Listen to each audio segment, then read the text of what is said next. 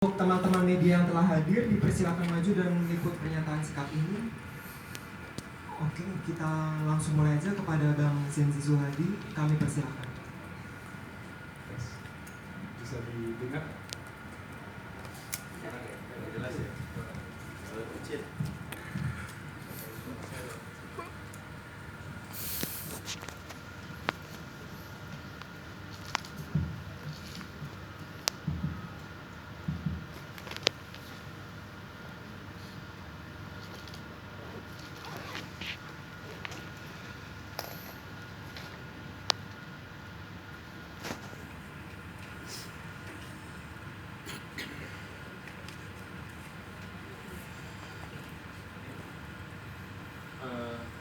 Selamat sore.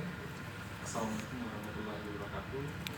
Salam sejahtera buat kita semua.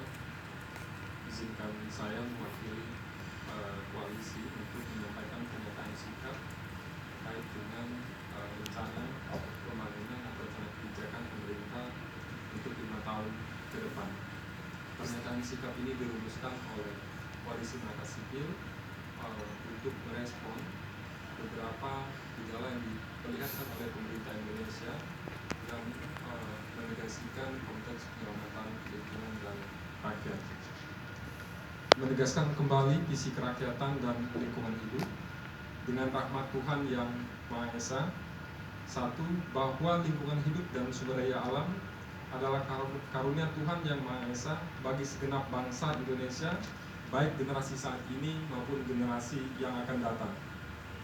Dua, bahwa melindungi warga negara dan lingkungan hidup adalah salah satu bentuk cita-cita kehadiran pemerintah negara Republik Indonesia, yaitu untuk melindungi segenap bangsa Indonesia dan seluruh tumpah darah Indonesia, serta untuk mengemban amanah konstitusi, khususnya pasal 28H dan pasal 33 ayat 4 Undang-Undang Dasar Negara Republik Indonesia tahun 1945.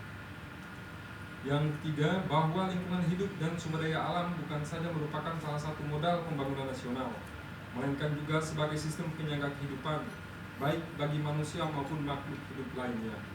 Oleh karena itu, pembangunan nasional haruslah dilakukan secara arif dan bijaksana, bagi sebesar-besarnya kemakmuran rakyat secara adil dan merata, mempertimbangkan keselamatan dan sebesar-besarnya kemakmuran rakyat secara adil dan merata, mempertimbangkan keselamatan dan keberlanjutan ekosistem demi kepentingan generasi saat ini maupun yang akan datang.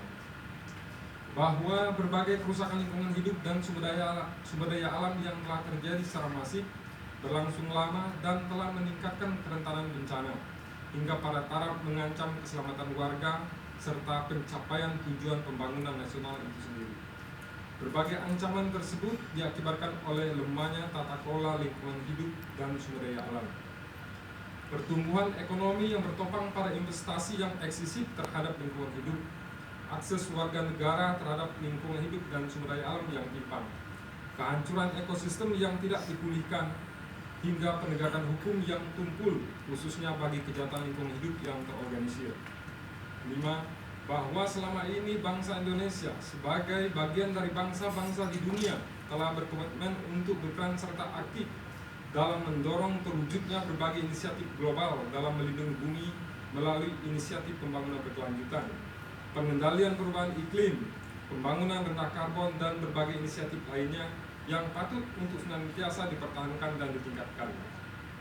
Berdasarkan pertimbangan-pertimbangan di atas, kami organisasi masyarakat sipil menyerukan kepada Presiden Joko Widodo dan Wakil Presiden Ma'ruf Amin untuk menegaskan kembali visi kerakyatan dan lingkungan hidup dalam periode kepemimpinan yang kedua ini 2019 sampai 2024 dengan mempercepat agenda pembangunan yang mendesak untuk segera dilakukan, yaitu 1. Menuntaskan agenda pengakuan akses kelola dan ruang hidup bagi masyarakat terhadap sumber daya alam yang selama ini timpang. 2. Menjamin transparansi, akuntabilitas, dan konsistensi regulasi dalam kebijakan pengelolaan sumber daya alam yang berpihak pada rakyat dan lingkungan hidup. 3. Memperkuat instrumen perencanaan dan pemanfaatan sumber daya alam yang memperhatikan daya dukung dan daya tampung dengan pendekatan desentralisasi, redistribusi akses, dan pembangunan berbasis ekoregion yang sensitif terhadap risiko bencana. 4. Melakukan penegakan hukum tanpa pandang bulu secara tegas dan terpadu untuk melindungi masyarakat dan negara dari kerugian atas tindakan-tindakan eksploitasi sumber daya alam yang tidak bertanggung jawab. 5.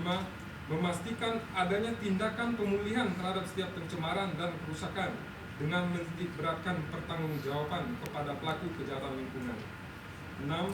Membangun kesadaran publik terhadap pentingnya pelindungan lingkungan hidup dan kebencanaan sejak dini.